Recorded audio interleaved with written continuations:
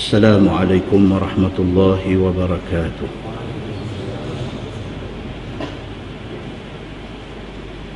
الحمد لله وبه نستعين. أشهد أن لا إله إلا الله وحده لا شريك له، وأشهد أن محمدا عبده ورسوله، ونصلي ونسلم على هذا النبي الكريم سيد المرسلين وعلى آله وصحبه أجمعين. أما بعد، أيها المؤمنون اتقوا الله، أوصيكم وإياي بتقوى الله، faqad fazal muttaqun. Muslimin dan muslimat, mudah-mudahan dirahmati Allah Subhanahu wa taala. Di dalam sebuah hadis an Abi Hurairah radhiyallahu anhu qala anna a'rabiyan ata an-nabiy sallallahu alaihi wasallam faqala dullani ala amal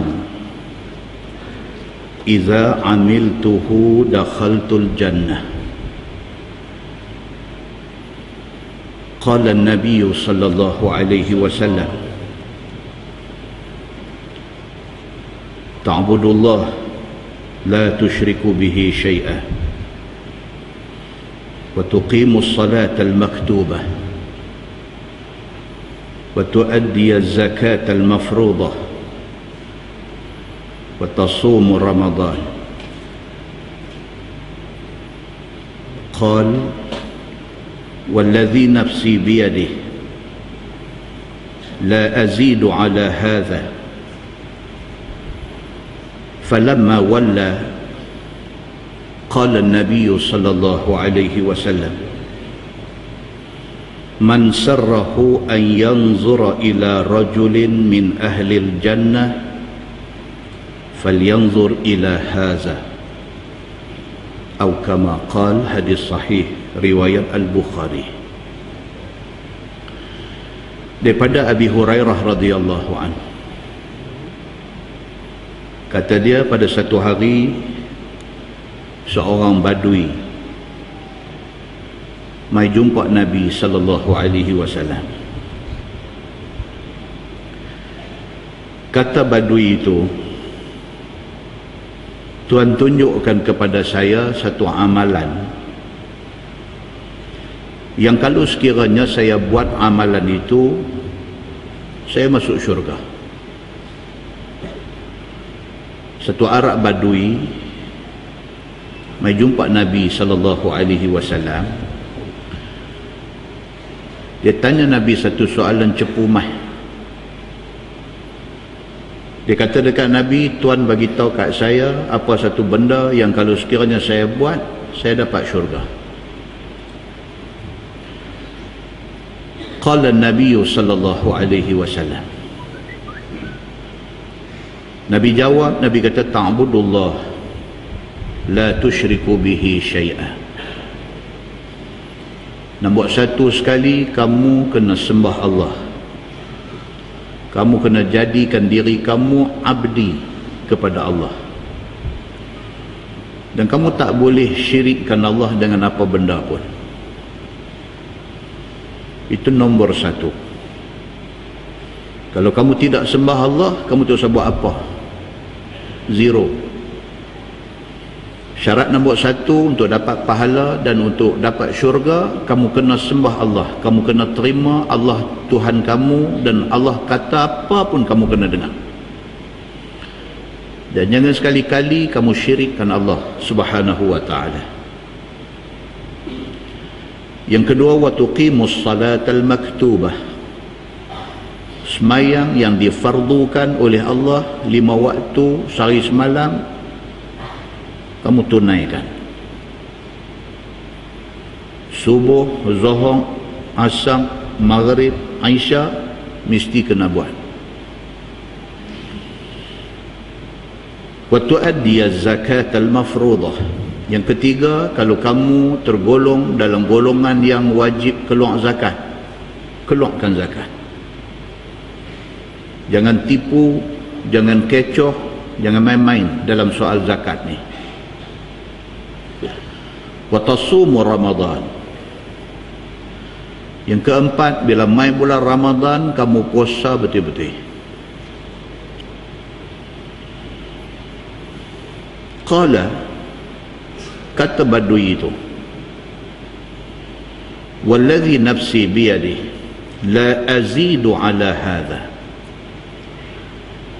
Arab Badui ini kata, dia kata, demi Allah, Tuhan yang nyawa aku Tuhan duk pegang, aku tak akan tambah lebih pada ni.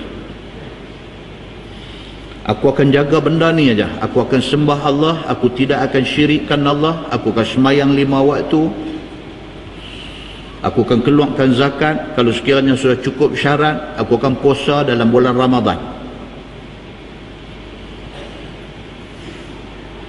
Aku akan buat 4 benda ni, by hook or by crook. Susah, senang, ribut, taufan, apapun, ini 4 benda aku tidak akan lepas.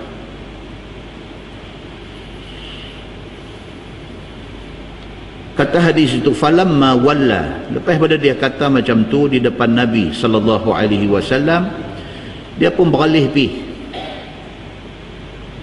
depan Nabi. Dia kata, demi Allah, ni 4 benda yang Tuan sebut, saya akan pastikan saya buat. Dia kata, lepas tu dia beralih, dia pi. Bila dia beralih pi, qala Nabi sallallahu alaihi wasallam, Nabi bersabda, Nabi kata, man sarrahu an yanzura ila rajulin min ahlil jannah falyanzur ila hadha. Nabi kata, siapa yang nak tengok bakal ahli syurga, tengok dia ni. Mafhum hadis tu ialah, kalau sekiranya kita jadi orang Islam dan kita buat betul-betul 4 benda ni, insya-Allah kita dapat syurga. Walaupun kita ada buat dosa, kita akan ke neraka, kita akan ditebus segala dosa-dosa kita, tapi last sekali kita akan masuk syurga. Pasal apa? Pasal benda yang disebutkan ini ialah rukun Islam. Kalau kita pastikan rukun ini ditegakkan dengan cara yang betul, kita Islam, maka orang Islam last kesudahan dia ialah syurga Allah subhanahu wa ta'ala. Selain daripada tu, dalam sebuah hadis riwayat daripada Abi Hurairah radhiyallahu anhu, kata dia, anna Rasulullah sallallahu alaihi wasallam qala, iyyakum waz-zann fa inna az-zann akdhabul hadith ولا تحسوا ولا تحسسوا ولا تجسسوا ولا تناجشوا ولا تحاسدوا ولا تباغضوا ولا تدابروا وكونوا عباد الله إخوانا. Hadis sahih riwayat Al-Bukhari daripada Abi Hurairah radhiyallahu anhu. Kata dia, Nabi sallallahu alaihi wasallam bersabda, Nabi kata, iyyakum waz-zann. Nabi kata, jaga-jaga, hendaklah kamu menjauhi benda-benda ini. Yang pertama, zan, buruk sangka. Hadis tadi dia cerita benda hak kita kena buat. Hadis yang kedua ni dia cerita benda hak kita kena jauhi. Nabi kata, hampa jaga-jaga benda-benda yang aku nak sebut ni, hampa kena pastikan hampa jangan buat benda ni. Yang pertama, az-zan, Kita kata su'uzzan, buruk sangka. Tak mau ada dalam hati kita. Kita tak mau bila tengok orang dia main satu lintasan dalam hati, duk berasa macam orang ni kita lebih baik daripada orang. Tak mau. Tak mau ada dalam hati kita, dalam diri kita. Apabila kita tengok satu orang, kita tengok dengan menghina.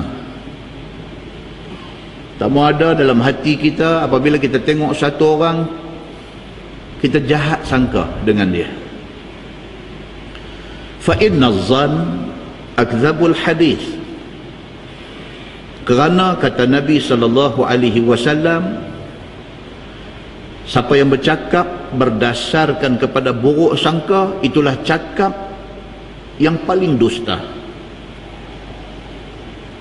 Berdasarkan kepada buruk sangka kita pergi bercakap ke orang lain, cerita tentang buruk orang lain. Itulah seburuk-buruk percakapan, Nabi kata. Kita tengok satu orang, kita ingat tak baik kat dia, kita pergi duk cerita dekat orang yang ketiga, tak baik orang yang kedua tadi. Nabi kata itulah akdzabul hadis, itulah percakapan yang paling dusta. Pasal apa? Pasal kita bercakap bukan berdasarkan bukti, tapi kita bercakap berdasarkan buruk sangka. Wala tahassasu. Nabi kata jangan ada di kalangan kamu yang saja-saja buat diam, tak mau bercakap dengan orang. Saja-saja buat sombong, buat tak mau bercakap dengan orang. Orang main tengok pun buat tak mau sembang, orang main nak bercakap dengan kita pun buat balik ke lain. Nabi kata tak mau macam ni. Wala tajassasu. Dan jangan sekali-kali kamu cari aib dan keburukan orang. Bahasa Arab kalau dipanggil jasus. Jasus ni spy. Dia buat kerja spying. Dia meduk korek rahsia, meduk cari rahsia. Ini dipanggil jasus dalam bahasa Arab. Wala tajassasu. Jangan kamu piduk jadi spy, piduk korek, piduk cari aib orang. Jumpa satu orang, piduk nak korek keburukan orang untuk disebarkan. Nabi kata tak mau. Perangai macam ni tak mau ada dalam masyarakat kita. Wala tanajashu. Nabi kata jangan sekali-kali kamu tipu kalau sekiranya kamu terlibat dalam jual beli. Jangan tipu. Lah musim durian. Kalau naik ke atas sikit lagi musim harum manis. Kalau harum manis, habang harum manis. Kalau manis saja tidak harum, habang manis saja tidak harum. Dia pergi sampai belah tempat kami di Pulau Pinang tu, dia pergi dia kata harum manis, rupanya pelam salah. Dia jual 3 kilo buah dalam kotak, 3 kilo 13 ringgit. Betul ke harum manis? Betul dia kata. Dengan muka, dengan dia kata ni saya pun bawa tak banyak ni, 5 kotak kita ambil. Kupas harum pun tak, manis pun tak, masam, pelam salah. Jadi walaupun orang Pulau Pinang tak apa nak kenal harum manis, janganlah tipu mereka, kesian kat mereka. Orang boleh kenal lah, tengok sebelah mata dia tahu dah harum manis, pergi belah sana dia tak kenal. Habang harum manis, dia kata harum manis lah. Orang dah beli sekilo RM35, RM45, dia pergi jual 3 kilo RM13. Tapi pasal tak tahan tu, pasal habang saya bawa tak banyak ni, yang ni yang nak kena ambil 5 kotak. Nabi SAW kata wala tanajashu, jangan kamu tipu dalam urusan jual beli. Wala tahasadu, janganlah kamu berhasad dengki. Dalam hadis lain Nabi kata kita dibenarkan dengki, dibenarkan hasad. Dibenarkan hasad terhadap 2 orang aja. Satu, apabila ada satu orang kaya, duit banyak dan dia kuat infak duit dia. Kita boleh hasad dekat dia, dan kita pun nak infak juga macam mana dia boleh buat. Itu dibenarkan. Yang kedua, satu orang yang mempunyai ilmu, dia kembangkan ilmu dia, dia sebarkan ilmu dia, kita disuruh hasad dengan dia, kita pun nak sebarkan ilmu macam dia juga. Cuma tak boleh kalau sekiranya dia charge 2,500 satu ceramah, kita jangan pergi duduk charge 3,000. Itu tak boleh. Muslimin dan muslimat yang dirahmati Allah sekalian, nakai orang duduk ceramah agama lah ni. Nakai tuan-tuan. Masjid nak panggil pergi buka sampai 3,000 sampai Muslimin dan muslimat yang dirahmati Allah sekalian. Banyak tu ya, cakap pun bukan banyak pun. Banyak tu aja. Tak boleh macam tu. Berjawab kita di depan Allah Subhanahu wa taala esok. Adakah kita tergolong dalam golongan yang menjual ayat Quran dengan harga yang sedikit? Kita duk kata, kita ceramah, kita minta 3,000, kita bagi alasan, kita kata dekat artis hampa boleh panggil menyanyi 3 lagu bayar sampai 30,000, takkan orang nak main baca ayat Quran hadis nak bagi 3,000, tak boleh. Bolehkah pakai alasan macam tu? Tak tahu. Jawab dengan Tuhan. Muslimin dan muslimat yang dirahmati Allah sekalian, kita dibolehkan hasad kepada orang yang ada ilmu dan dia menyebarkan ilmu dia. Kita pun nak sebarkan juga, ada sikit sebanyak dekat kita. Itu dibenarkan. Tapi hasad yang boleh membawa kepada kerosakan, yang boleh membawa kepada jadi perbalahan dalam masyarakat, itu dilarang oleh Nabi sallallahu alaihi wasallam. Wala tabaghadu, dan janganlah kamu bermusuh-musuh antara sesama kamu.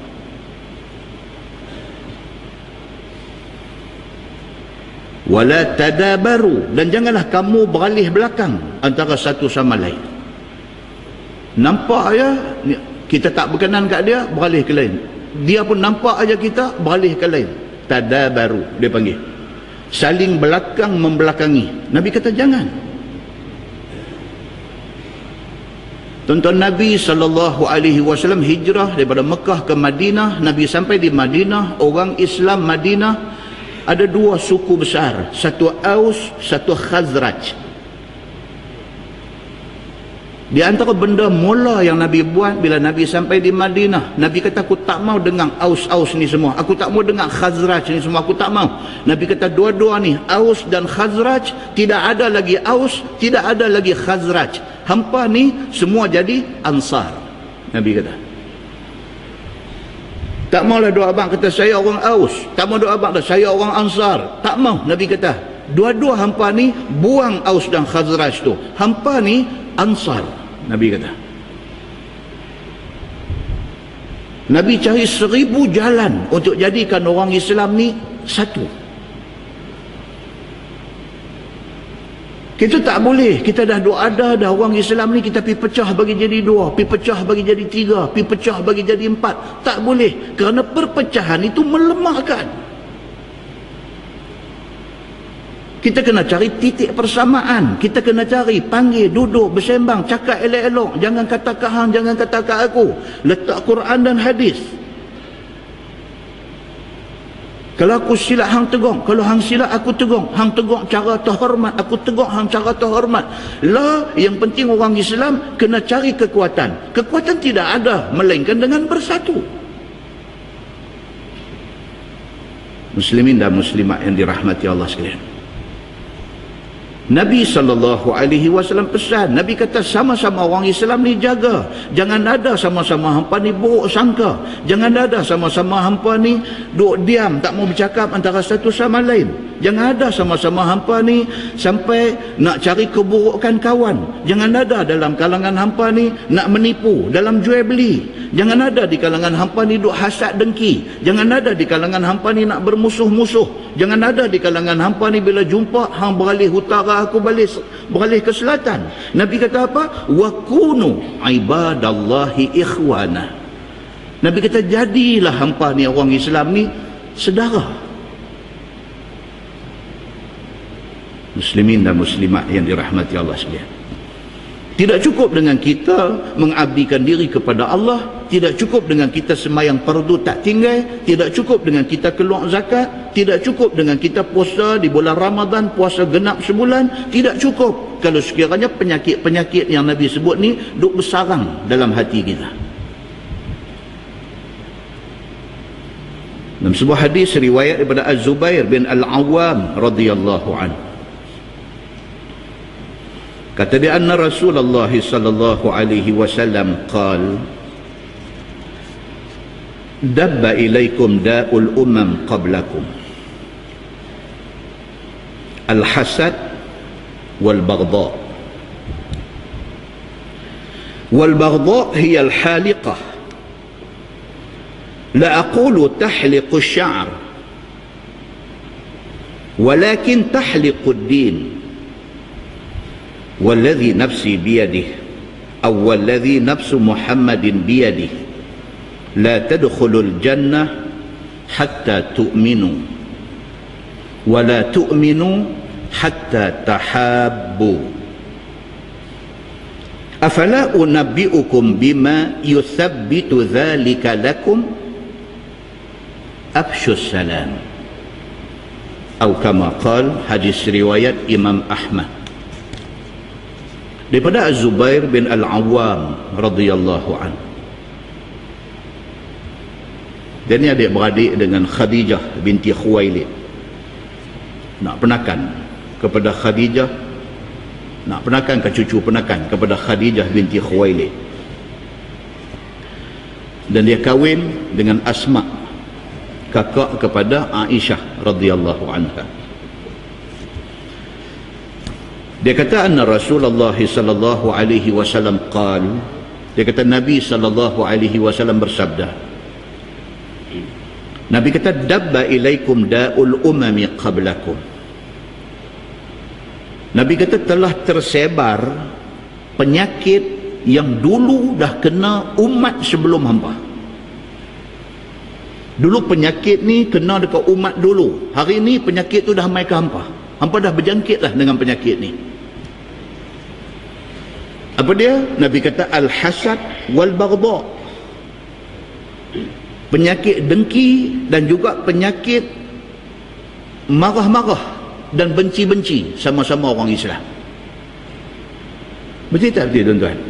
Masya Allah, satu dunia kena penyakit ni. Orang Islam satu dunia kena penyakit ni, dengki di antara satu sama lain. Arab sama Arab tak boleh nak bersatu. Tak boleh nak bersatu, tak apa, berdengki.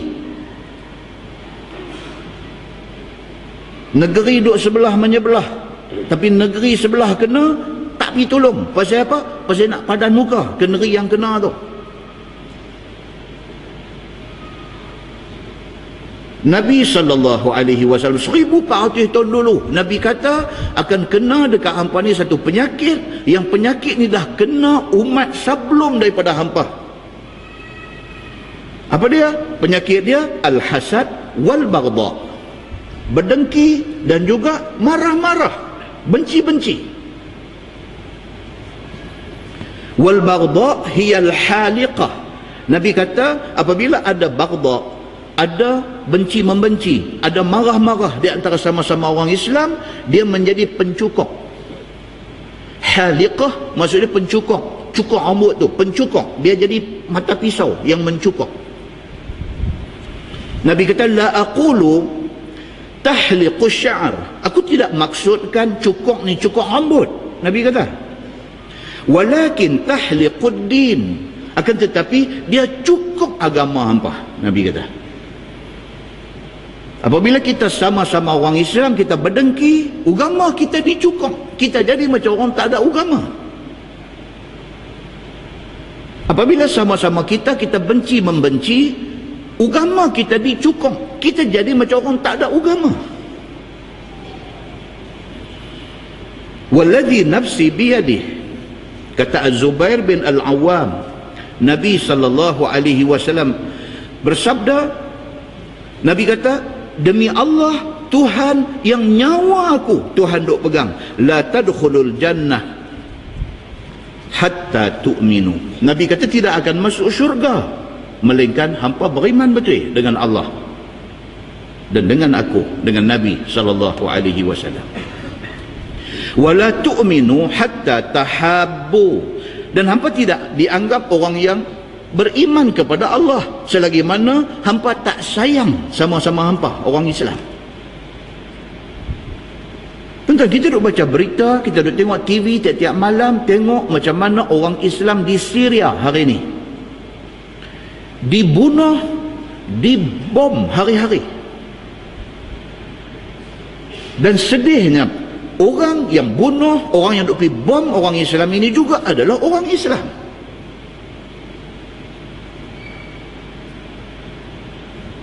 Sama-sama terima Allah Tuhan, sama-sama terima Nabi Muhammad sallallahu alaihi wasallam Nabi, sama-sama terima. Tapi dia ni pergi jalan ni, dia ni pergi jalan ni, dia ni pergi jadi sunnah, dia ni pergi jadi syiah. Asal menerima Allah Tuhan masing-masing, asal Nabi Muhammad diterima oleh dua-dua, pecah di bawah ni. Yang perpecahan itu sampai menghalalkan darah dan nyawa saudara seagama. Dia sampai satu tahap tak ada hati perut, dia bukan sahaja pergi bunuh orang yang duk berperang dengan dia, dia sampai ke tahap dia hantar kapal terbang pergi bom hospital. Dia mati di dalam hospital tu, termasuk doktor yang buat kerja lillahi ta'ala, termasuk kanak-kanak yang tidak berdosa, termasuk orang perempuan yang lemah-lemah, termasuk orang tua-tua yang perlu bantuan. Siapa yang bom ni? Orang yang bom ni mulut dia juga duk sebut Allahu Akbar. Muslimin dan muslimat yang dirahmati Allah sekalian. Maka Nabi SAW kata, Nabi kata tidak dianggap satu orang tu beriman sehinggalah mereka ada rasa sayang kepada saudara seagama. Dan Nabi kata, afala unabbiukum bima yuthabbitu dzalika lakum. Nabi kata, hampa mau dak aku nak abang dekat hampa benda yang boleh mengisbatkan, yang boleh mensabitkan keimanan dan kasih sayang ni. Apa dia? Nabi kata dia mula dengan sekecil-kecil benda. Afsyus salam, bagi salam. Tuan-tuan tengok, kita kalau kita bergaduh sama-sama kita bagi salam tak kat orang yang kita marah? Tak bagi salam. Benda kecil tu ya, kita tak bagi salam dekat dia. Pasal apa? Pasal kita benci dia. Dia start daripada benda yang sekecil itu, dia membawa kepada kemusnahan yang amat besar. Muslimin dan muslimat yang dirahmati Allah sekalian, dalam sebuah hadis riwayat daripada Abi Darda radhiyallahu anhu, kata dia, kuntu jalisan 'inda Nabi sallallahu alaihi wasallam idza aqbala Abu Bakr akhidhan bi tarafi thawbihi hatta abda an rukbatihi. فقال النبي صلى الله عليه وسلم أما صاحبكم فقد غامر فسلم وقال إني كان بيني وبين ابن الخطاب شيء فأسرعت إليه ثم ندمت فسألته أن يغفر لي فأبى علي فأقبلت إليك فقال النبي صلى الله عليه وسلم يغفر الله لك يا أبا بكر يغفر الله لك يا أبا بكر يغفر الله لك يا أبا بكر. ثم إن عمر ندم فأتى منزل أبي بكر فسأل أثم أبو بكر فقالوا لا فأتى إلى النبي صلى الله عليه وسلم فسلم فجعل وجه النبي صلى الله عليه وسلم يتمعر حتى أشفق أبو بكر فجثى على ركبتيه فقال يا رسول الله والله أنا كنت أظلم مرتين. فقال النبي صلى الله عليه وسلم إن الله بعثني إليكم فقلتم كذبت wa qala Abu Bakr sadaqah wa wasani bi nafsihi wa malihi fahal antum tariku li sahibi fama udhiya ba'daha abada atau kama qala. Hadis sahih riwayat Al-Bukhari daripada Abu Darda radhiyallahu anhu. Dia kata, aku tengah duduk dengan Nabi sallallahu alaihi wasallam. Tiba-tiba Abu Bakar mai. Abu Darda cerita, dia duduk dengan Nabi, kata Abu Bakar masuk mai. Abu Bakar masuk, dia mai himpit Nabi, dia mai duk pegang baju Nabi. Akhidhan bi tarafi thawbih, mai duk pegang ujung-ujung baju Nabi ni, mai duk pegang. Hatta abda an rukbatih, lepas tu dia rapat sampai rapat dengan lutut Nabi sallallahu alaihi wasallam. Macam ada something wrong. Nabi duduk dengan Abu Darda. Abu Bakar mai tak macam selalu masuk mai duduk. Ini masuk mai rapat dengan Nabi, mai lagu duk pegang baju Nabi, duk buat lagu nak gelintir baju. Macam kita bawa anak kita masa kecil-kecil dulu ni, bawa pergi supermarket, dia tengok permainan, dia mula duk runtun kain kita. Dia duk buat lagu tu. Kita berjalan, dia lagu duk runtun tarik. Kita berjalan, dia lagu duk runtun tarik. Rupanya nampak terang bomba tu, dia mau yang tu. Dalam keadaan biasa tak buat lagu tu, tapi bila nampak permainan, dia mula duk runtun. Abu Bakar As-Siddiq sudah buat macam ni, tak pernah buat macam tu. Tiba-tiba masuk mai rapat dengan Nabi, mai duk pegang baju Nabi, lagu duk buat lagu tak mau nak lepas. Lepas tu dia duduk rapat dengan lutut Nabi sallallahu alaihi wasallam. Faqala an-nabi sallallahu alaihi wasallam, bila dia buat lagu ni, Nabi kata ke dia, Nabi kata, amma sahibukum faqad ghamar. Nabi kata, awak ni kawan hampa ada marah ke? Maksud Nabi kawan hampa tu maksudnya Nabi lah. Nabi kata, aku ada marah kat siapa-siapa ke? Ni nampak mai duk lagu duk himpit, lagu duk tarik baju, macam kena marah, macam nak main minta maaf. Nabi kata, awak kawan hampa ada marah kat siapa-siapa ke? Awak ni Abu Bakar tu buat pelik macam ni. Fasallama, baru Abu Bakar bagi salam dekat Nabi. Assalamualaikum ya Rasulullah. Baru bagi salam. Wa qala, dan kata Abu Bakar, inni kana baini wa baina ibn al-Khattab syai'un. Sayyidina Abu Bakar kata, dia ada cerita, dia kata macam ni ya Rasulullah, saya ada sikit clash dengan Sayyidina Umar bin Al-Khattab radhiyallahu anhu. Dia bukan ada masalah dengan Nabi, dia ada masalah dengan Sayyidina Umar bin Al-Khattab radhiyallahu anhu. Dia mai cari Nabi sallallahu alaihi wasallam, nak mengadu ke Nabi tentang dia sudah ada clash, sudah ada satu selisih faham antara dia Abu Bakar As-Siddiq dengan Umar bin Al-Khattab radhiyallahu anhu. Fa asra'tu ilaih, dia kata tadi ni ada sikit kes sudah jadi, saya sudah marah dekat Sayyidina Umar bin Al-Khattab radhiyallahu anhu. Summa nadimtu, lepas pada saya naik angin, saya marah dekat dia, saya menyesal, dia kata. Bila marah ni saya terlupa, lepas tu bila rasional balik, bila sedang balik, Allah, awak dah pergi bergaduh dengan Umar, saya menyesal, dia kata. Fasa'altuhu an yaghfira li, saya pun pergi dekat Sayyidina Umar, saya kata dekat dia, aku minta sorry, lah, minta maaf, aku termarah hang sikit tadi, minta maaf. Tuan-tuan tengok yang kata sahabat Nabi, sikit aja jadi dandan settle, tak mau panjang, tak mau bagi jadi lama. Kita kena macam tu, apatah lagi dengan mak ayah. Tersilap sikit ya, start kereta balik, baru jalan 5 km, U-turn balik, picum tangan dia, cium pipi dia, minta ampun dan. Jangan dah jadi hal dengan mak, dengan ayah, kita biar pergi lah, bukan aku salah, duk ingat lagu tu, rosak kita.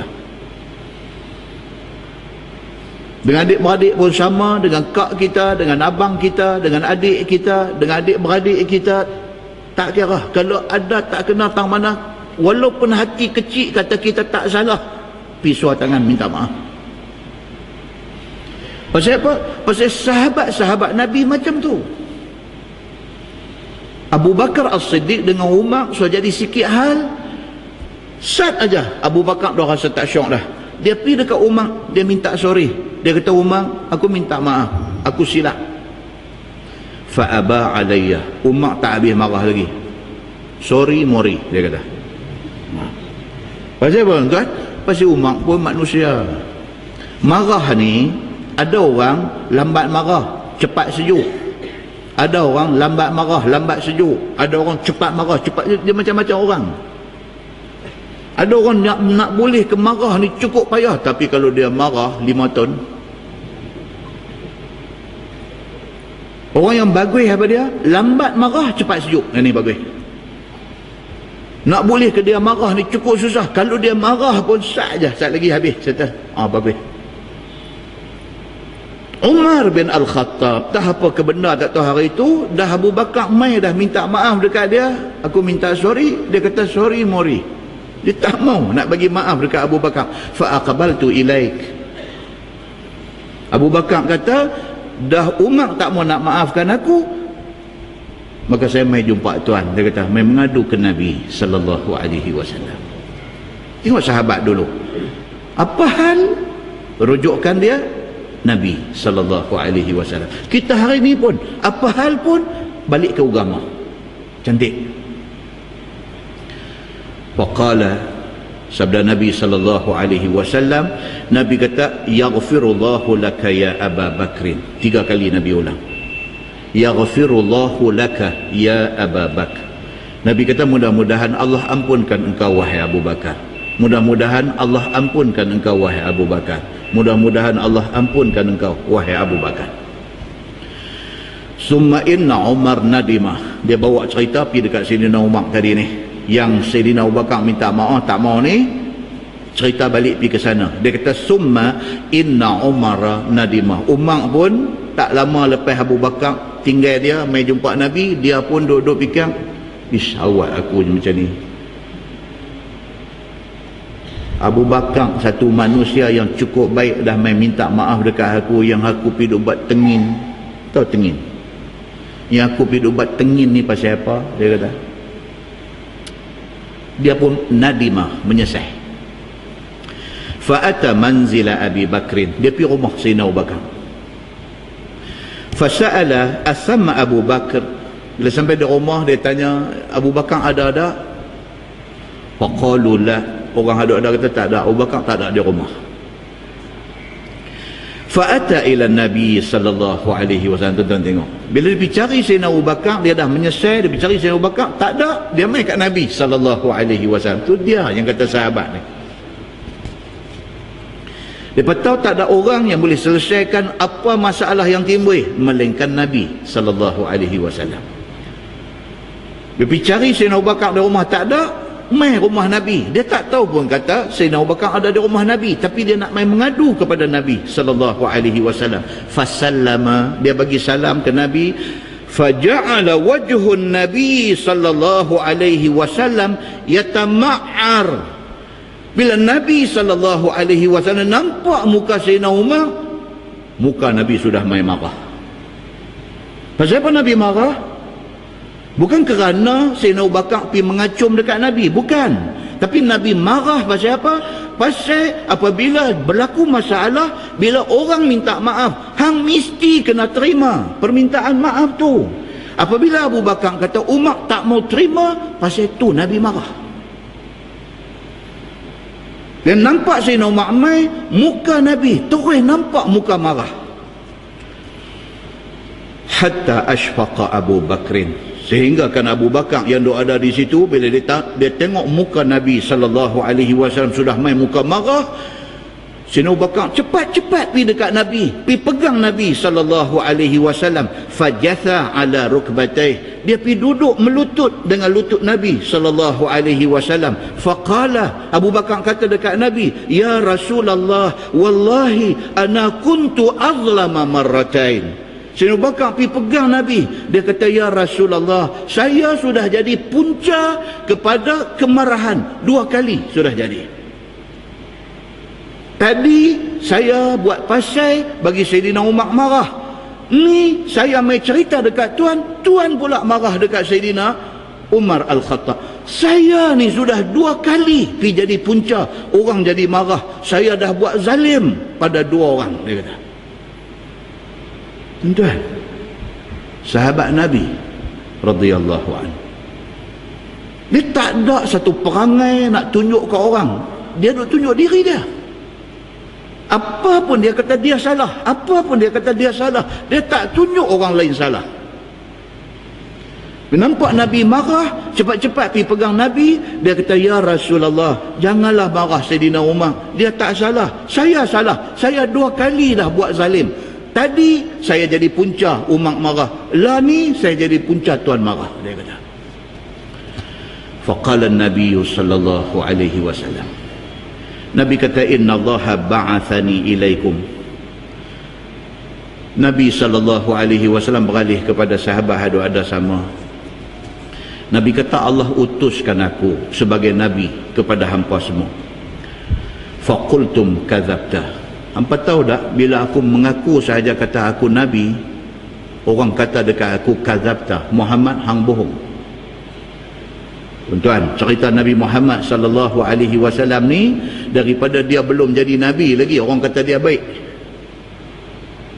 Apabila Hajar Aswad jatuh daripada penjuru Kaabah, kabilah Arab ada di Mekah ni sampai nak berperang. Pasal masing-masing kata masing-masing layak untuk ambil Hajar Aswad buh balik di penjuru Kaabah. Sampai nak berperang. Akhirnya depa betting. Depa duduk sama-sama depa kata, okey, syuf ilal bab. Tengok pintu nak masuk masjid tu. Siapa pun masuk sekali lagi, kita minta dia jadi hakim. Dia tunjuk siapa, orang tu bubuh batu ni. Selesai masalah, kita tak payah perang. Allah Subhanahu wa ta'ala bagi Nabi masuk. Masa tu Nabi Muhammad belum Nabi lagi. Tengok-tengok Muhammad masuk. Bila masuk Nabi Muhammad, semua hak ada ni kata apa? Kalau dia ni okey. Cuma masuk mepak meon mana ke dulu itu. Dia ni setuju, dia ni tak setuju, dia ni orang dah balik lepas tu. Tapi bila masuk Nabi Muhammad sallallahu alaihi wasallam, belum jadi Nabi lagi. Tapi bila masuk dia sudah membawa satu peribadi yang dimuliakan oleh semua orang yang ada di Mekah pada masa tu. Sampai orang panggil dia Muhammad Al-Amin. Amanah. Dia mai dengan cerdik yang Allah bekalkan kepada Nabi sallallahu alaihi wasallam. Dia ambil saban dia hampang, dia ambil Hajar Aswad buh, dia kata pakat-pakat pegang semua, bawa pergi ke penjuru Kaabah. Nabi Muhammad ambil bubuh.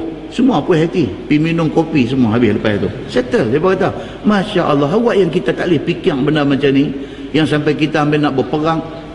Bijaknya Nabi sallallahu alaihi wasallam dan terhormatnya Nabi pada mata semua orang. Muslimin dan muslimat yang dirahmati Allah sekalian. Tapi bila turun ayat, Allah memerintahkan Nabi sallallahu alaihi wasallam untuk seru dakwah kepada orang-orang Arab Quraisy, dan Abu Lahab ambil ketui batu punggai Nabi. Tabbat yada Abi Lahabin wa tab. Allah turun sumpah kebinasaan tangan Abu Lahab. Muslimin dan muslimat yang dirahmati Allah sekalian, bila dia buka mulut kata, aku dilantik oleh Allah untuk menjadi rasul kepada hampa, dan dia kata, kazabta, hang pembohong. Bak lain hang cakap apa pun kami boleh terima, tapi bak hang nak mengaku kata hang jadi nabi, kazabta, hang bohong. Dalam hadis ini Nabi kata apa? Innallaha ba'athani ilaikum. Allah lantik aku untuk jadi nabi kepada hampa. Faqultum kazabta. Hampa kata apa kat aku? Hampa kata aku bohong. Nabi kata. Wa qala Abu Bakrin sadaqa. Abu Bakar As-Siddiq saja bila sebut kata Nabi kata sadaqa, betul dia kata. Dia tak dengar lagi apa Nabi kata. Dia tanya, betul kan Muhammad yang kata benda ni? Dia kata betul. Dia kata kalau Muhammad kata betul, betul. Maka Abu Bakar As-Siddiq, Nabi bagi tu darjah kebesaran tu kat dia. As-Siddiq. Maksud dia apa? benar. Bila jadi clash antara Abu Bakar dengan Umar, bila jadi ni dah dua-dua dah menyesal, mai di depan Nabi, Nabi SAW kata, Sayyidina Abu Bakar As-Siddiq ni bukan kecil anak. Di waktu semua orang mendustakan aku, dia membenarkan aku. Wa wasani bi nafsihi wa malih. Dia berjuang sehingga ke tahap sanggup hilang nyawa, sampai ke tahap habis duit ringgit dia berjuang untuk nak membantu agama yang aku bawa. Fahal antum tariku li sahibi. Nabi kata, macam ni punya orang, Sayyidina Abu Bakar As-Siddiq ni, sanggupkah hampa semua tinggalkan dia? Nabi kata, fama udhiya ba'daha. Hadis tu kata, selepas daripada tu tak ada siapa dah di kalangan sahabat Nabi berani nak berlaku clash dengan Abu Bakar As-Siddiq, pasal Nabi SAW sudah letak Abu Bakar As-Siddiq pada kedudukan yang begitu hebat. Kesimpulan apa tuan-tuan daripada hadis mula tadi sampai sini? Kesimpulan dia apa? Selain daripada kita kena buat apa yang ada dalam rukun Islam, kita kena jaga hubungan sesama orang Islam.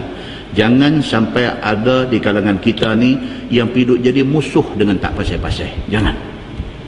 Kita sama-sama sembah Allah Tuhan yang Esa, sama-sama duk baca hadis Nabi SAW, sama-sama main masjid kiblat satu. Kita sama-sama mengaku kita orang Islam. Pasal apa? Yang sampai hari ini kerana sikit selisih faham, salah pendapat dan sebagainya, kita sampai nak jadi musuh di antara sama-sama kita. Hak sudah-sudah, hak ke depan ni bagi jadi elok. Kerana eloknya hubungan sama-sama kita membawa kepada kuat orang Islam di mata seluruh umat manusia. Mudah-mudahan mukadimah itu memberi manfaat kepada kita, insya-Allah. Kita menggunakan Bahrul Mazi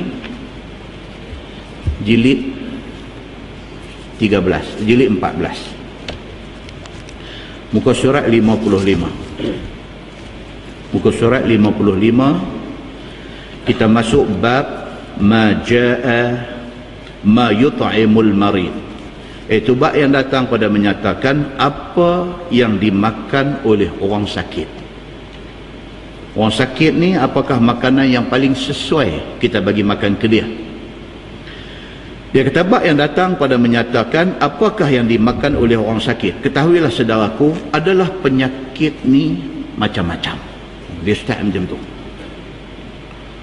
Penyakit ni Allahu Akbar. Zaman dulu, cara zaman dulu. Zaman lah, cara zaman lah. Lah penyakit hak top ni penyakit apa tuan-tuan? High blood pressure. Darah tinggi. Allah. Penyakit darah tinggi. Bangkit sembahyang subuh, masuk pancung tak keluar. Senang ya nak kena. Heran ni apa? Orang darah tinggi ni kebanyakan kena waktu subuh. Kebanyakan. Itu sebab orang pesan kita, kalau kita ada high blood pressure, tekanan darah tinggi, masuk pancung tak usah kunci. Tak usah kunci. Sat lagi apakah jadi di dalam kita rebah ke, kita terleceh, kepala terantuk tang mana ke, orang tak boleh nak masuk dalam pancung tu sampai nak, jangan dah. Satu sahabat saya, budak Teluk Bagan, sahabat baik, duduk dekat rumah saya di sana. Bini pergi kerja dulu pada dia. Bini nak keluar, dia duduk dalam pancung, duduk dalam bilik ayam. Bini kata, abang, saya pergi dulu nah. Tak bunyilah, tak bunyi suara kata okey ke ha ke apa, tak bunyi, sengak. Tapi bunyi shower, ayam shower duk turun, bunyi. Bini pun kata, abang, saya pergi ni. Bini pun anggap kata lelaki dia duk mandi, dia pun turun pergi, start kereta pergi kerja. Ni benda ni pukul 7 pagi. Sampai pukul 9 pagi, anak Dia ada anak halus seorang, umur 4 tahun, 5 tahun,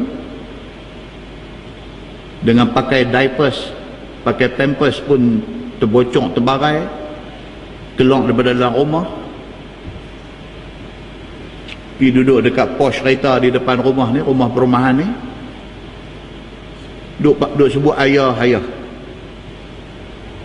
Jiran sebelah cikgu masa tu cuti sekolah, cikgu ni tak pergi sekolah lah, cuti, duduk basuh kereta, duduk tengok apa budak ni awak dia keluar main macam ni dengan diapers terbuka, terbarai.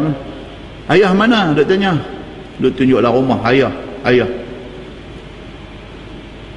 Cikgu ni pun pergi dekat pintu pagar, panggil, tak ada respon apa, rasa tak sedap hati. Pergi dekat pintu rumah, masuk pintu pagar, pergi kat pintu rumah, jenguk tengok, panggil nama, tak ada respon. Masuk pergi lagi dalam rumah, sampai kat tangga, duk dengar bunyi bilik air duk bunyi, panggil lagi nama, naik pergi tangga tu, naik pintu bilik air duk terbuka sikit. Cikgu ni pun pergi dekat, pergi tengok, tuan-tuan, atas lantai bilik air darah menyimbah. Tolak tengok, jatuh kaku dah tuan tu. Tenggelam punca dia pun, pergi pura-pura lari turun, panggil jiran lain, ada orang perbandaran duk cuci apa ni, panggil ni, mai pakat tengok. Tuan, benda nak jadi, nampak? Dalam pada celah tu dia telefon saya pun lari pergi juga.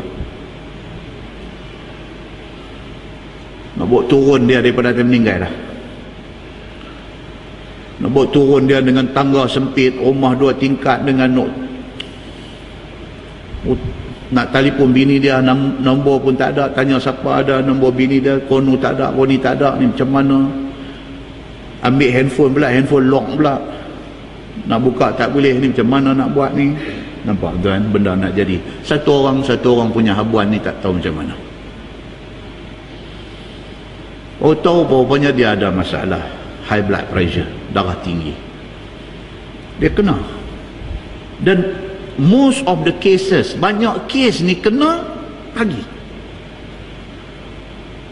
Masuk pancong kena. Ada dan masuk pancong ambil ayat semayang subuh. Rakaat pertama aja, rakaat kedua nak tui bangkit tak boleh dah, lembek sebelah dah. Satu rakaat okey lagi, rukuk, i'tidal, sujud, nak bangkit rakaat kedua tu tui tak boleh dah, tui tak boleh, jatuh terduduk. Ni yang kita duk baca ni, dia kata penyakit hari ni macam-macam, dia kata. Diabetik ni penyakit-penyakit yang top. Hari tu kita dah habang dah. Penyakit apa?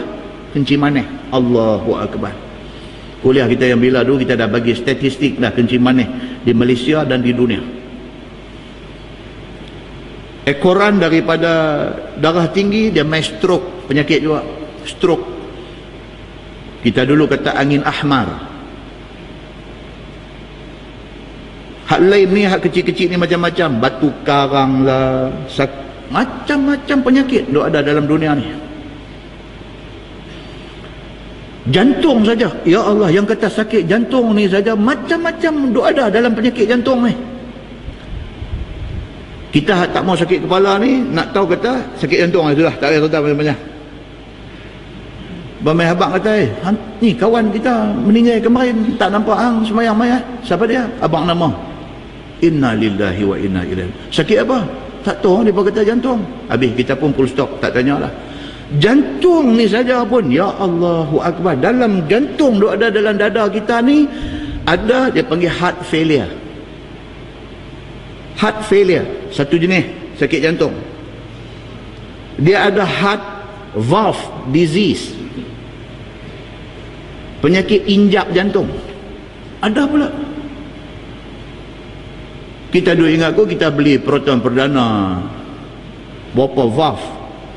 Nah, jantung ni pun ada valve juga. Dia ada 4 valve dalam jantung ni. Injap ni ada 4. Injap ni pula tuan-tuan, ada yang sakit injap ni boleh repair, ada yang tak boleh repair, kena ganti dengan valve, dengan injap tiruan. Satu injap tiruan 10,000. Kena buang 3, belah kata 30,000. Cerita sakit jantung ni saja. Bulan lepas anak menakan saya, anak abang. Kena injak. Operation pun 6 jam tuan-tuan. Injak ni saja 6 jam. Tapi doktor ni bagus. Doktor dekat GH Penang. Dekat General Hospital Penang ni, doktor bagus. Doktor muda lagi tapi bagus. Sangat bagus lah. Dia abang dulu dekat family ni. Dia kata, saya bagi tahu sebelum operation, dia kata valve ni, injak ni, dia kata saya tengok dulu macam mana. Tapi tak boleh tahu, melainkan potong dulu baru boleh tengok keadaan injak tu. Kalau boleh repair, dia kata dekat ayah budak ni, abang saya, dia kata kalau boleh repair, saya try repair. Kalau tak boleh, kita kena tukang injak lain. Abang saya tanya, apa beza repair dengan tukang? Dia kata kalau repair, insya-Allah possibility, kemungkinan untuk recover terus tinggi, dia kata. Kalau injak tu rosak dan doktor boleh repair, insya-Allah dia boleh baik terus, dia kata. Tapi kalau dia punya ni teruk, dia kata kena tukang. Kalau tukang ni masalah, dia kata 10 ton kena potong, tukang lagi satu, lagi sekali. Dia macam bateri kereta juga, dia ada expiry date dia. 10 ton kena tukang, 10 ton kena tukang. Tuan-tuan, siapa buat ni semua benda ni? Allah Subhanahu wa ta'ala. Kita dulu nampak engineer yang pergi reka enjin Lamborghini ni, hebat tak kira dah.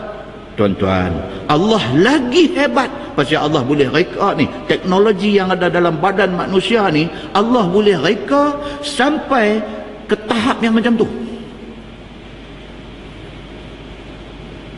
Sakit jantung ni juga dia ada heartbeat abnormal. Heartbeat, kita punya ni apa? Heartbeat ni apa? Degupan. Degupan jantung ni normal dia berapa kali degup seminit? Kalau normal 60 ke 100, yang tu normal. Dia tengok umur. Dalam seminit dia geduk. Kalau 60, 100, okey. Kurang pada 60 problem, lebih pada 100 problem. Tak pasal-pasal duduk. Tu jangan tu balik tu saya dengar kuliah. Nanti semua sekali yang dibuat leceh lah masjid. Heartbeat jantung ni pun satu penyakit lagi dok ada. Dia punya rhythm dia tu dia jadi merapu. Dia jadi laju, sekali dia jadi pelan. Pelan pun masalah, laju pun masalah. Jantung ni dia ada otot. Otot jantung tu satu part lagi yang boleh jadi masalah. Tuan-tuan, itu sebab ni Syekh Idris Al-Marbawi dia kata apa? Penyakit ni dia kata dia macam-macam dok ada, dia kata. Tu belum bercakap dengan penyakit baru. Penyakit baru apa dia? Penyakit kanser. Orang Indonesia kata kanker. Kanker, dia kata. Kanser ni orang kita kampung kata barah dulu. Yang top di dalam kanser ni, yang ramai orang kena ni apa dia tuan-tuan? Breast cancer. Orang perempuan kena kanser payudara. Tahu? Dah stage 4. Dah peringkat ke-4. Tak boleh buat apa dah. Pasal apa? Pasal dia berakak. Dia berakak. Akak dia dah pergi dah satu badan. Dah sampai dekat liver. Dah sampai dekat pankreas. Dah macam tu dah pergi. Penyakit kanser ovari, orang perempuan duk kena yang ni. Kanser rahim. Bukan Abdul Rahim kena kanser. Orang perempuan punya rahim tu kena kanser. Kanser paru-paru. Kanser paru-paru ni kajian kata 87% orang yang kena kanser paru-paru adalah smoker. 87% yang kena kanser paru-paru adalah smoker. Tapi dia kata ada 13% tak pernah hisap rokok pun kena kanser paru-paru. Yang kata penyakit tuan-tuan. Punya jaga kena juga. Kanser kolon. Tuan-tuan tahu kolon? Usus perut. Kanser. Ujung kolon tu, usus perut tu, dia rectum, dia panggil tang tempat last tu, rectum. Kanser juga di situ pun.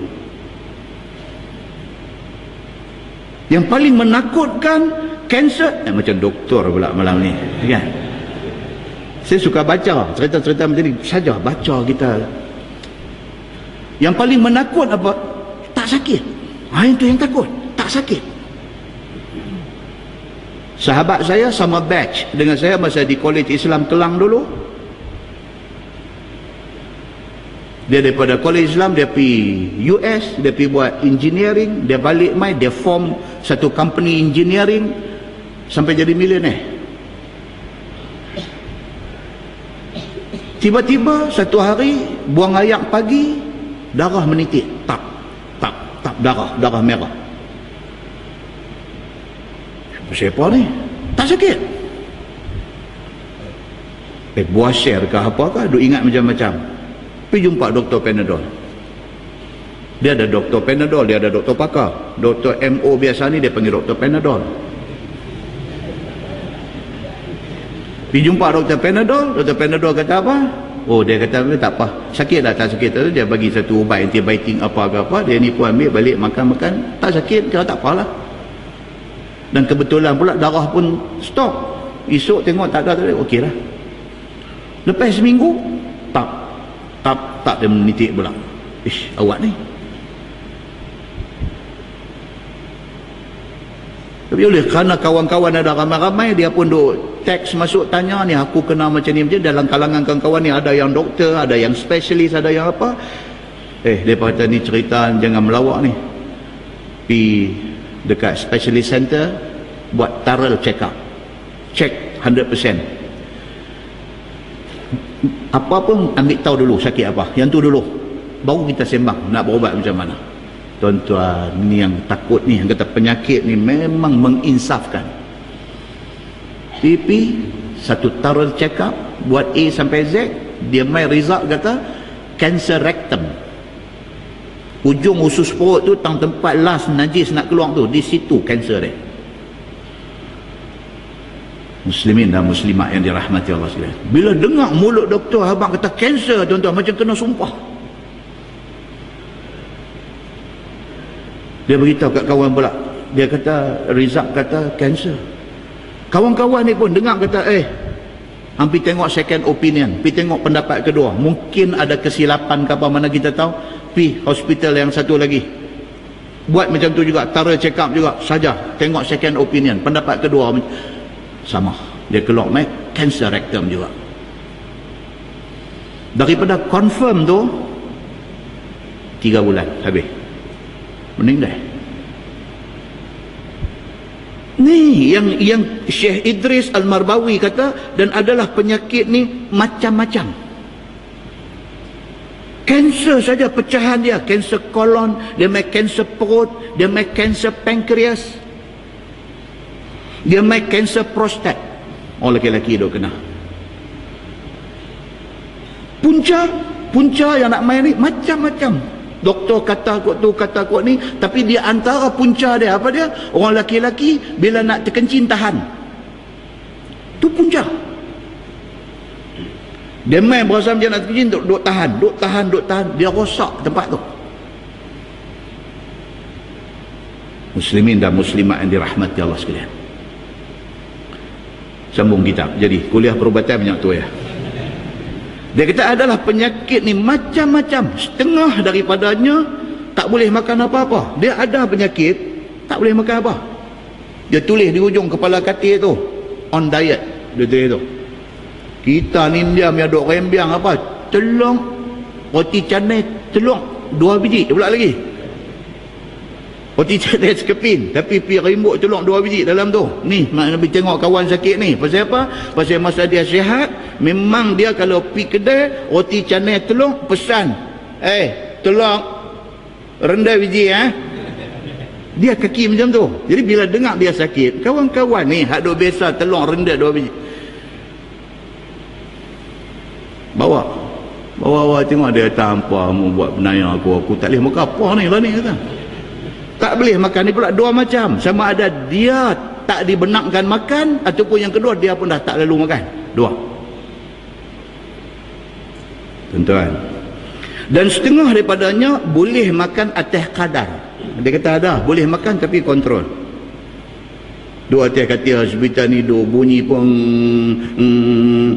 duk bunyi gitu. Kawan main ziarah dia, main duk bisik dia ni balik pulau Lerian tengah duk jenuh lah ni. Abang pula kat hamba Allah sakit ni. Dia tak balik pulau start dah dia lah. Allah, dia kata memang rancak tu. Rancak dia kata. Dia landung esok main sikit. Nak rasa juga. Dia kata aku bukan kata tak boleh makan, boleh tapi atas kadar. Dia kata boleh, dia kata takat-takat 2 ulas boleh kot. Dia kata ambo mai tapi jangan bagi nampak kat depa. Yang kita sakit ni tuan-tuan, tak sakit ni dia gelak deras lah. Kalau kita kena baru ada kan? Ada macam tu. Dan setengahnya pula dia kata ada makanan yang dipantangkan dan dilarang makan. Dan ada makanan yang boleh dimakan. Ini satu macam penyakit pula. Hak ni tak boleh. Hak ni tak apa. Ni yang kata sakit ni. Maka dia kata di sini didatangkan oleh At-Tirmizi akan hadis yang menunjukkan atas Nabi SAW bagi makan kepada orang yang kurang sihat akan makanan yang ringan bagi perut. Apapun orang sakit ni kita kena bagi sejenis makanan yang perut dia tak kena kerja kuat. Perut dia tak kena kerja kuat. Buat mai kacang nganyin memang teruk dengan pepak, dengan nak lepas masuk dengan dalam nak. Jangan. Buat mai makanan yang perut dia tak payah kerja kuat untuk nak hadamkan makanan itu.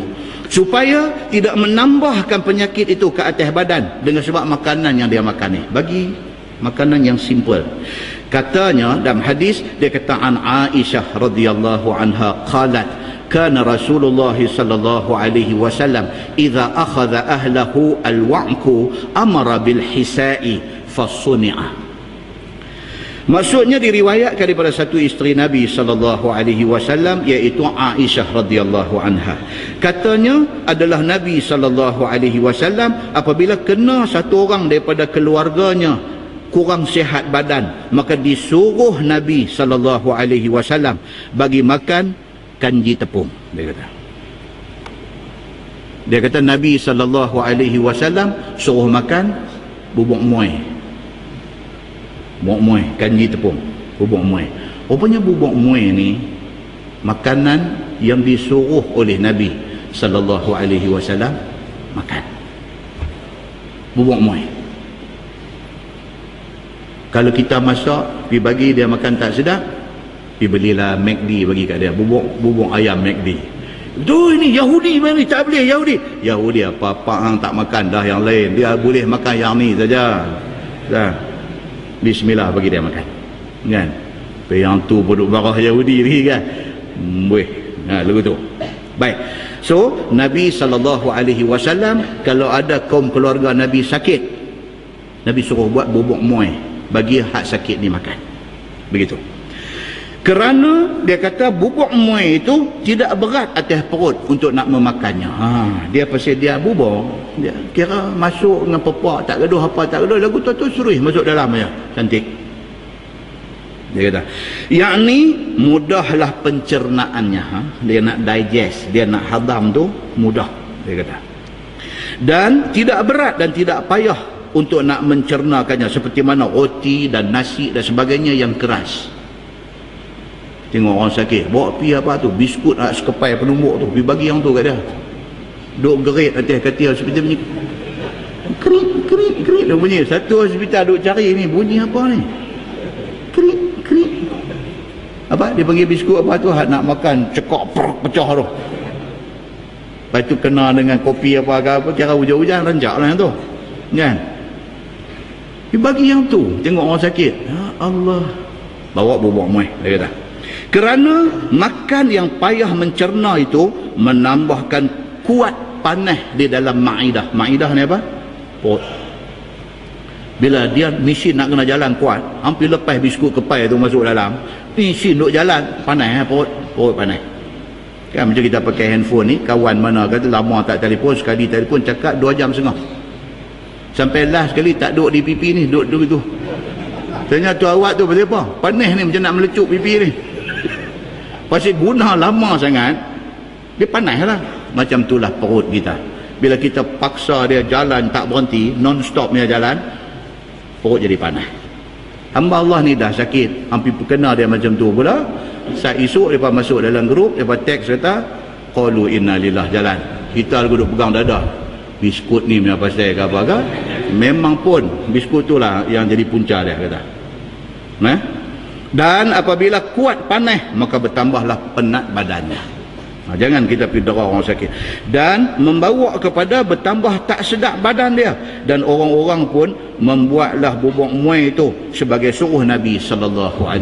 Bila Nabi suruh, Nabi kata dia ni sakit, buat bubuk muai bagi kat dia. Dia pun buat bubuk muai bagi.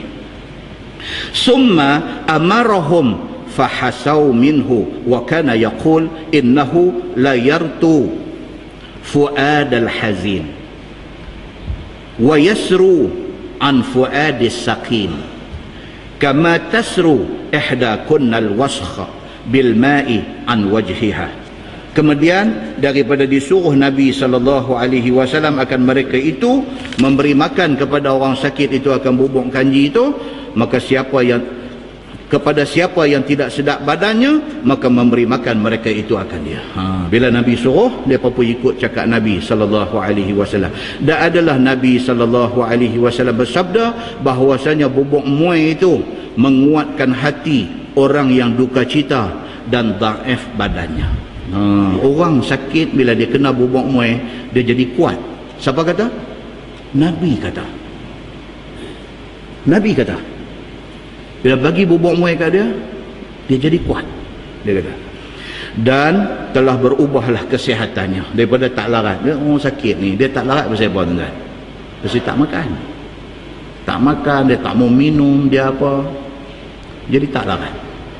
Jadi bila bagi, dia boleh makan sikit, dan dia dapat energi dia. Dia dapat tenaga dia balik. Dan menghilang ia akan panas daripada hati yang sakit itu. Yang ini tidak menjadikan naik panas hati, kerana lebih akan kemahuan dia. Jadi dia tak jadi marah. Bila mai bubuk muai ni memang kena pula bubuk muai, McD. Lagi dia tak marah. Dia kata, yang ni hang mai lah tengok aku kerak sikit. Dia kata kat kawan ni. Kan? Macam tu. Dan kembali ia seperti yang adat biasanya, dihilang akan panas hatinya, seperti keadaannya seorang daripada sekalian kamu, wahai sekalian perempuan, menghilangkan cemar daripada muka dengan air. Nabi buat contoh perbandingan. Orang perempuan kan, muka tak boleh tak elok sikit. Bila tak elok sikit kan, nak pergi basuh, nak bubuh balik. Mereka punya macam-macam bedak tu dalam beg. Beg tu sekerat beg tu bedak kan. Yang kata orang perempuan ni, dia tengok bawa, dia kata apa dia ni, bawa pistol ke apa kan. Dah buka ni habuh pipi saja pun 5 jenis. Masya Allah kan. Dia pun tak boleh. Muka kita ni lebih kurang buat tak tahu tu je. Tapi orang perempuan ni macam tu. Macam itulah Nabi kata, orang yang tak sihat ni bila dia kena bubuk muai, dia segang balik. Macam orang perempuan muka comot, dia pergi basuh cuci dan dia rasa okey balik. Nabi buat bandingan macam tu. Tak pasal-pasal pergi buat bandingan dengan orang perempuan ni. Muslimin dan muslimat yang dirahmati Allah sekalian. Bab ma jaa la tukrihu mardakum anit ta'am wasyarab. Yang ni dengar elok-elok. Dan ini duk jadi dalam masyarakat kita. Iaitu bab yang datang pada menyatakan jangan paksa sekalian kamu ke atas orang sakit itu makan dan minum.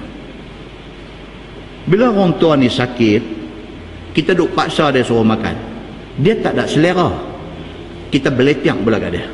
Jangan. Hidup kata pula kata mak tak makan 3 hari dah. Hidup kata lagu tu. Hamba Allah ni sakit, umur 86. Dia tak ada selera. Dia bukan saja tak mau makan, dia tak ada selera nak makan. Ayam pun dia tak ada selera nak minum. Kita buat mai apa balik. Apung balik itu, dia tengok pun dia nak termuntah dah. Pasal dia tak ada selera nak makan. Hang pergi buat mai apung balik pula. Kalau hak kecil-kecil tu comel sikit, buat mai hak besar macam talam tu, mai letak ke debab kata depan dia, kata mak makan. Orang tua umur 80 lebih, bila dia sakit tuan-tuan, dia tengok makanan tu dia nak termuntah.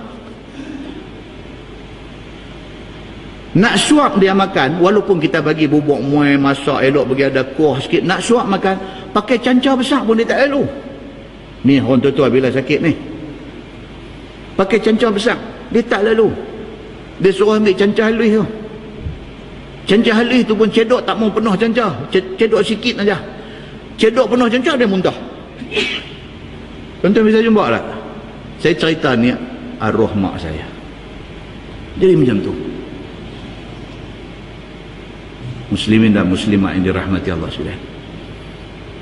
Kita masa tu tak apa nak reti. Jadi dia mai jugalah kita ni kata mak-mak kena makan. Duk kata juga pasal tajuk ni tak berjari. Jadi untunglah tuan-tuan pun untung pasal tuan-tuan pun mai melari dengar tajuk ni, kurang-kurang kita tak berdosa. Kalau tidak kita berdosa, kita duk paksa dia tu kita berdosa. Pasal apa berdosa? Pasal Nabi tak bagi paksa, kita duk paksa. Berdosa.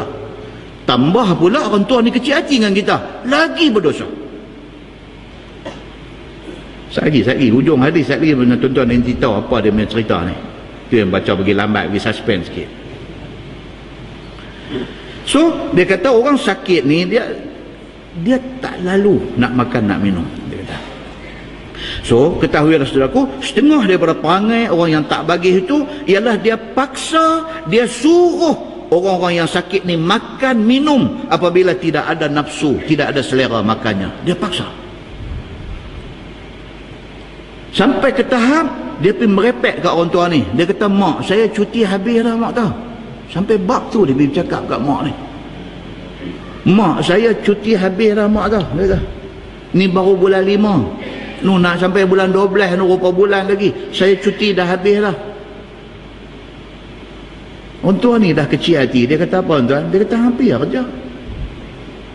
Hampirlah kerja. Saya nak pergi kerja macam mana dengan mak duk macam ni. Mak kalau mak makan, mak tak jadi macam ni. Oi, hang tak kena lagi. Hang cakap. Nak pergi mana tuan-tuan? Hari ni dia umur 86. Kalau Allah izin umur kita panjang pasal kita anak dia bagi kat kita umur 86 esok, masa tu anak kita mai kata macam kita kata kat dia ni, macam mana rasa? Mau ingat macam tu.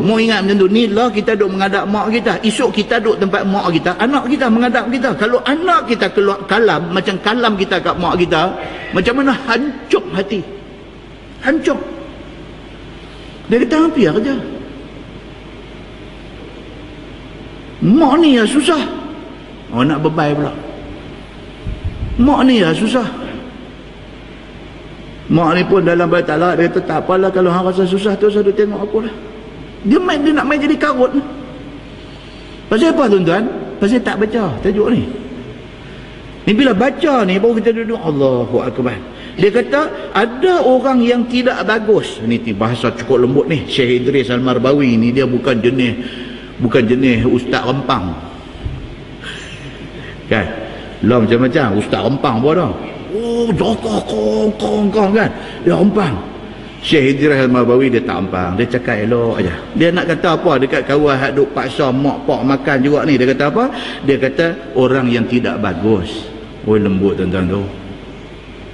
Kalau kena rempang dia kata apa? Nak korang ajak. Dia kata tak urus. Dia bagi perkataan tu. Kena tersandang pergi dekat mihrab ni. Syekh Idris Al-Marbawi dia kata orang hak jenis tak bagus ni duk paksa orang yang tak ada selera makan, dia paksa suruh makan, suruh minum. Baik, dia kata maka syarak kita tegah daripada memperbuat orang sakit yang demikian itu. Agama tak bagi kita duk paksa orang sakit makan minum ni, dia tak bagi. Pujuk boleh, pujuk. Mau makan sikit mak ni memang sedap betul ni, saya pun tak penuh lagi ni, saya terasa dah tadi sedap semua. Mak rasa tengok sikit. Macam tu tak apa. Dia pun kena sikit, dia muntah. Tak apa. Mak tak mau tak apa.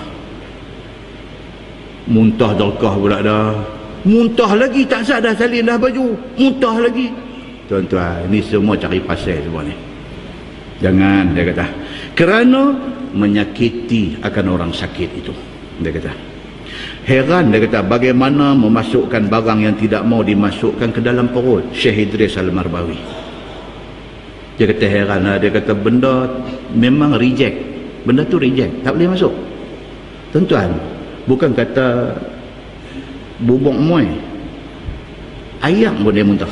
Dia main tahap tu dah. Orang sakit ni dia main tahap tu. Sebelum tahap tu dia makanan tak boleh, air aja dia boleh.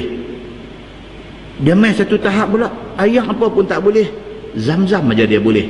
Dia duduk main tu, dia duduk tu, makin kritikal lah tu, makin kritikal. Dia main satu tahap, zam-zam pun dia reject dah. Sampai kena titik masuk dalam mulut tu, titik masuk setitik, nampak nak muntah dah. Teruk tu dia duduk main teruk. Maknanya sistem badan dia ni semua failure, semua barang dia dah reject dah. Jangan tinggal lah kalau mak ayah kita duduk tahap tu. Dia kata di sini, dan pula apabila dimasukkan juga dengan bergagah, dengan paksa, membawa kepada tidak mencerna. Kalau kita paksa juga tuan-tuan, ada anak-anak ni dia cekah mulut mak ayah ni, dia cekah mulut, dia bubuh juga. Janganlah. Dia cekah mulut ni, dia cekah dia tuang juga bubuk main, dia tuang juga rontoh ni, tengok balik dia paling cancah. Tuan ingat benda ni duk jadi dalam drama je kah? Tak tuan, dalam kehidupan kita ni ada jadi benda macam ni, ada jadi. Muslimin dan muslimat yang dirahmati Allah sekalian, maka apabila tidak mencerna makanan itu di dalam perutnya, nescaya mengotor ia akan perut itu sahaja. Kalau dia dah tak boleh terima, dia dah reject dah apa pun, kita duk gagah juga tak jadi kebajikan kepada dia. Maka dengan sebab itu bertambah-tambahlah sakit orang yang sakit itu. Bermula dalil yang menunjukkan atas tegah itu adalah hadis yang dikeluarkan oleh Imam At-Tirmizi. Kata dia, an Uqbah bin Amir Al-Juhani radhiyallahu anhu qala qala Rasulullah sallallahu alaihi wasallam, la tukrihu mardakum 'ala at-ta'am fa inna Allaha yut'imuhum wa yasqihim. Itu dia, tuan-tuan dengar itu. Dan diriwayatkan daripada satu sahabat Nabi sallallahu alaihi wasallam, nama dia Uqbah bin Amir Al-Juhani radhiyallahu anhu. Ini sahabat Nabi. Dia wafat tahun 58. Tahun 58 Hijrah dia wafat. Kata dia, sabda Nabi sallallahu alaihi wasallam, jangan kamu paksa akan orang-orang sakit daripada kalangan kamu itu makan dan minum. Nabi kata, orang sakit kalau dia dah tak boleh nak makan, nak minum, jangan paksa dia. Nabi kata, kerana bahawasanya Allah Subhanahu wa taala memberi makan dan memberi minum kepada mereka itu. Tu dia, Nabi kata begitu. Hadis ni hadis apa tuan-tuan? Hadis ini hadis sahih menurut sebahagian ulama hadis. Tu sebab kadang-kadang kita tengok satu orang sakit setahun dah sakit, tak makan ni 6 bulan dah, tak mati, tak makan, memang tak makan, tak mati. Macam mana cerita ni? Tak makan ni tapi boleh hidup ni? Rupanya adalah hadis Nabi SAW kata, fa innallaha yut'imuhum wa yasqihim, kerana sesungguhnya Allah Subhanahu wa taala memberi makan dan memberi minum kepada mereka. Macam mana cara? Wallahu a'lam. Begitu. Kata Tirmizi, bermula ini hadis hasan lagi gharib, dan tiada kami ketahui akan dia melainkan daripada ini wajah. Mengerasi orang sakit itu ditegah syarak. Paksa tu agama larang. Sebab ditegah kerana Tuhan memberi makan dan memberi minum kepada mereka. Kadang-kadang tuan-tuan, dia main satu tahap, mulut tak boleh terima apa dah. Dr. Drip cucuk. Nak cucuk tu pun jenuh cari urat ni. Dia dah skinny dah, skinny. Daging tak ada, tinggal skin, tinggal kulit. Orang putih kata skinny. Skinny ni maksud tulang dengan kulit dah. Jadi nak cucuk tu, urat dah nampak timbul dah. Tapi bila cucuk tuan-tuan, dia tak jalan. Rupanya darah pun dah tak jalan dah situ. Cucuk, sakit ni Allah yang mengetahui. Sakit ni, kalau ada isi ni dia kurang sakit. Bila tak ada isi, dia tinggal kulit dengan tulang ni, cucuk tu dia sakit. Sakit, dia duk bak lagu tu, sakit cucuk. sikit jana, sikitnya tu cucuk. Buah-buah air drip tak masuk. Rupanya saluran tu dah habis dah. Cari orang lain pula. Kadang-kadang 5 kali cucuk tak kena tempat. Semua tempat air tak boleh jalan. Tuan-tuan, itu habuan dia. Tak tahu ke depan esok tahkah kita pun terima habuan yang sama. Wal'iyazubillah. Mintalah Allah, janganlah kita ni kalau boleh minta lah, kalau boleh minta, nak minta lah dekat Tuhan, nak minta, ya Allah, tak maulah sakit lama-lama. Cantik ni apa? Sakit seminggu, bagi kita jalan mau, senang. Kalau boleh minta. Masalahnya boleh minta, lulus tak lulus tu tak tahu. Ada orang habuan dia drag 6 tahun tuan-tuan, bedridden, dia panggil bedridden ni, duduk atas katil terkediang ni 6 tahun. Daripada mula anak sayang sampai last tak tahu, tak jadi apa dah kita ni. Air mata menangis ni sampai kering, air mata menangis.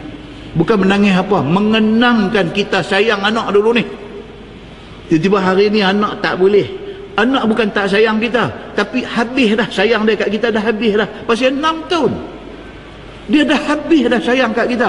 Tapi bukan dia tak sayang, tapi habis dah sayang dia. Tuan-tuan, benda ni kalau kita ambil ingat, insaf, sangat menginsafkan. Pasal apa? Pasal inilah ketentuan Allah ke atas masing-masing orang. Hanya Allah yang mengetahui. Kita punya pegang satu ya. Apa dia tuan-tuan? Kita buat baik, insya-Allah orang buat baik kat kita. Kita berkhidmat dekat mak pak kita, insya-Allah anak kita, Allah bagi hati dia nak berkhidmat kat kita. Dia macam tu. Dunia ni dia bulat tuan-tuan, dia nanti duk pusing. Yang duk pusing. Kita buat baik kat mak ayah kita, anak kita tengok, tup masuk dalam kepala dia. Esok kita sakit, automatik dia jaga kita. Pasal dia tengok kita belah mak ayah kita. Tapi kalau kita jenis buat tahanah kat mak ayah kita, sooner or later, lambat laun kita kena daripada anak kita. Muslimin dan muslimat yang dirahmati Allah sekalian. So dia kata di sini apa dia? Jangan kita duk paksa orang-orang yang sakit ni, paksa dia suruh makan dan minum. Paksa orang sakit itu ditegah oleh syarak. Sebab pun ditegah kerana Tuhan dah bagi makan, bagi minum kepada orang sakit. Demikianlah tersebut di dalam hadis yang kita baca tadi. Maka makna Tuhan bagi makan dan makna Tuhan bagi minum, yakni Tuhan yang memberi orang-orang sakit itu gagahnya dan boleh hidupnya tanpa perlu makan dan minum seperti orang lain. Yang dia boleh prolong, dia boleh panjangkan umur tu, boleh drag nyawa kita, boleh hidup walaupun kita tak makan tak minum tu. Siapa tu yang bagi extension, bagi sambungan nyawa tu? Siapa bagi? Allah bagi. Itulah yang kata Allah bagi makan dan bagi minum kepada dia. Dia tak mati tu, Allah bagi makan minum dekat dia. Seperti mana yang telah diberikan gagah ke atas orang sakit setahun dengan tiada makan dan minum. Syekh Idris Al-Marbawi kata, ada dia biasa tengok setahun sakit, tak makan tak minum, tak mati. Allah bagi dekat dia. Bahkan ada pula setengahnya jadi dhaif dengan sebab makan. Ada pula makan lagi teruk, tak makan tak apa pula dah. Oi, macam-macam habuan orang ni. Nah, wallahu a'lam. Lepas ni insya-Allah kita masuk bab fil habbati sauda. Dia akan main satu tajuk insya-Allah. Lepas ni cerita tentang habbatus sauda. Kan tuan-tuan bisa tengok kan, anak tuan-tuan pergi mengaji di Mesir, dia apa daripada balik jual tu habbatus sauda dalam kotak hijau tu. Habbatus sauda. Kalau di Malaysia ni daripada bawa masuk daripada Yaman, daripada Hadramaut, depa bawa masuk madu daripada Hadramaut, madu sidir, dan juga habbatus sauda yang sudah diproses menjadi apa, macam liquid duduk dalam kapsul tu. Daripada buat macam tu lah ni. Ini semua adalah makanan yang ada keterangan di dalam hadis Nabi sallallahu alaihi wasallam. Okey, dia akan mai cerita habbatus sauda ni, dia akan mai cerita hadis daripada Nabi sallallahu alaihi wasallam menceritakan tentang habbatus sauda ni penawar kepada sakit apa. Kalau malam ni saya bawa habbatus sauda jual, rasa habis satu kereta apa. Tapi saya tak jual yang tu ya, kan? Kan? Lepas pada tu dia akan mai pula kepada kita tajuk fi syurbi abwabil ibil, cerita tentang minum air kencing unta. Berlaku pada zaman Nabi SAW. Sekumpulan orang mai ke Madinah, tak tahan dengan sejuk Madinah, mereka jadi sakit. Nabi suruh mereka pergi ke tempat bela unta zakat. Orang bayar zakat unta bagi kat Nabi, Nabi pergi tak di satu tempat bagi orang jaga. Puak ni Nabi suruh pergi sana, suruh pergi minum dua, satu susu unta tu, dan yang kedua air kencing unta tu. Dengan izin Allah Subhanahu wa taala, depa minum lega. Depa minum lega. Lepas lega tu ada satu cerita panjang tu ada. Yang tu lepas ayah pasal dia panjang. InsyaAllah, kan?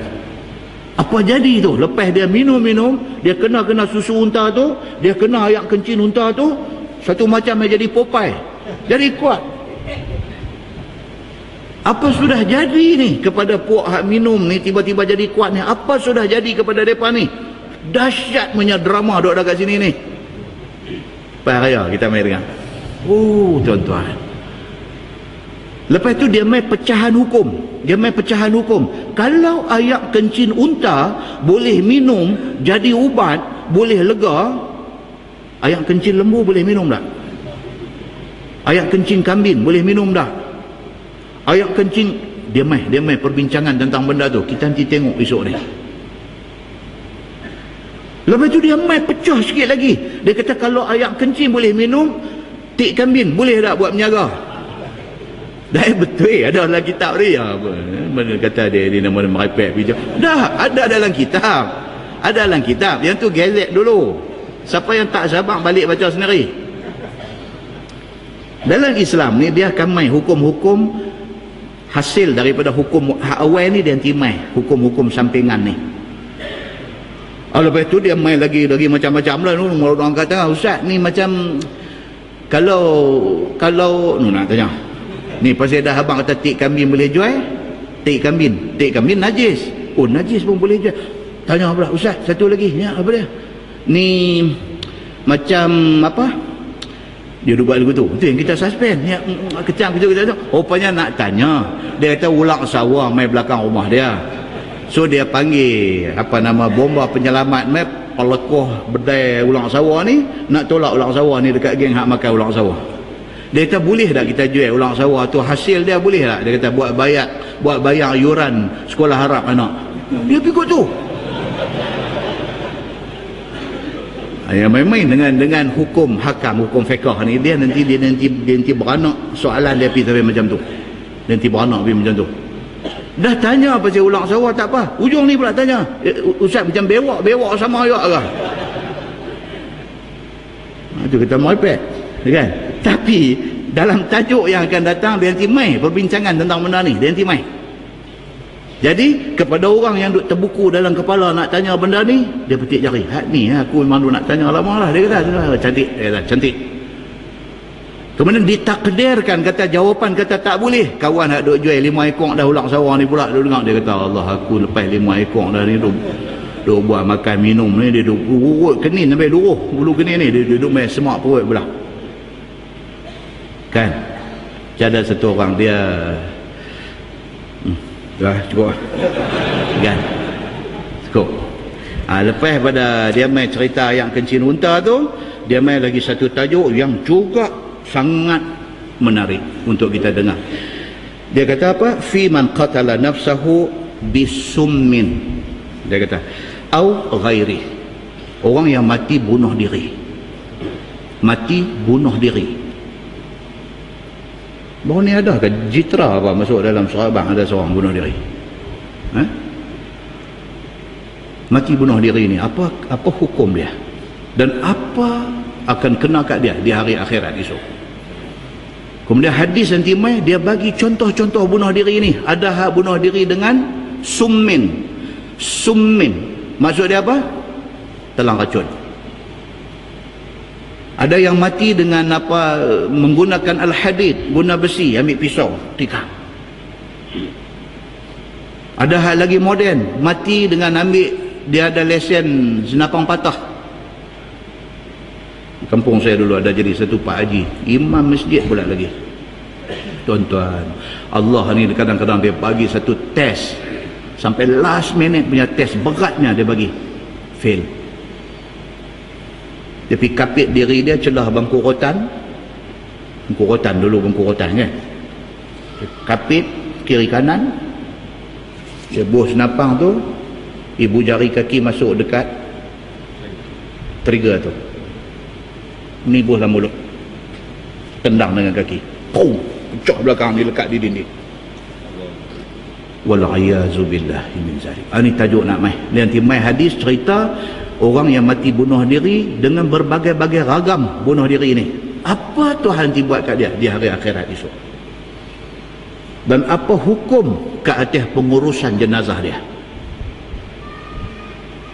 Kena gagah baca kat mana ni? Dah. Wallahu alam. Jadi tuan-tuan, yang saya nak habaq ni satu apa tuan-tuan? Kita jadi orang Islam, kita kena bangga. Pasal apa? Pasal Islam ini adalah satu pakej kehidupan yang sangat sempurna. Daripada sebesar-besar benda sampailah sekecil-kecil benda ada di dalam agama kita. Salahnya kita, pasal kita tak belajar. Dengan kuliah malam ni kita pun duk tengok jam, dengan duk tengok hari bulan, dengan umur kita hak tinggal baki, dengan duk tengok tebal kitab ni ada nak dan habis ni. Ini baru jilid 13-14. Dia ada 22 jilid tuan-tuan. Itu Bahrul Mazi saja pun kita tak cover. Jadi bila kita mengaji, baru kita tahu banyak sungguh benda yang kita tak dan nak mengaji sebenarnya. Saya mengambil kesempatan minta maaf dekat tuan-tuan semua kalau ada salah silap kita selama ni, dan selamat menyambut bulan Ramadan, bulan yang mulia, dan semoga kita beribadat dan ibadat kita diterima Allah Subhanahu wa taala. Kita tangguh dengan tasbih kafarah dan suratul Asr. Subhanakallahumma bihamdika asyhadu an la ilaha illa anta Bismillahirrahmanirrahim. Wal 'asr innal insana lafi khusr. Illa allazina amanu.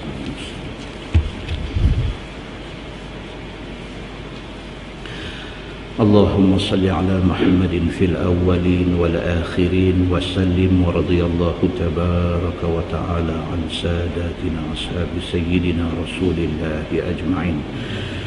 بسم الله الرحمن الرحيم. الحمد لله رب العالمين حمدا يوافي نعمه ويكافئ مزيده. يا ربنا لك الحمد كما ينبغي لجلال وجهك الكريم وعظيم سلطانك. رضينا بالله ربا وبالإسلام دينا وبمحمد نبيا ورسولا. اللهم افتح علينا فتوح العارفين وارزقنا فهم النبيين بجاه خاتم المرسلين. اللهم فقهنا في الدين وعلمنا التأويل واهدنا صراطك المستقيم. اللهم أرنا الحق حقا وارزقنا اتباعه وأرنا الباطل باطلا وارزقنا اجتنابه. اللهم اجعل جمعنا جمعا مرحوما وتفرقنا من بعده تفرقا معصوما. وصلى الله على محمد وعلى آله وصحبه وسلم والحمد لله رب العالمين. السلام عليكم.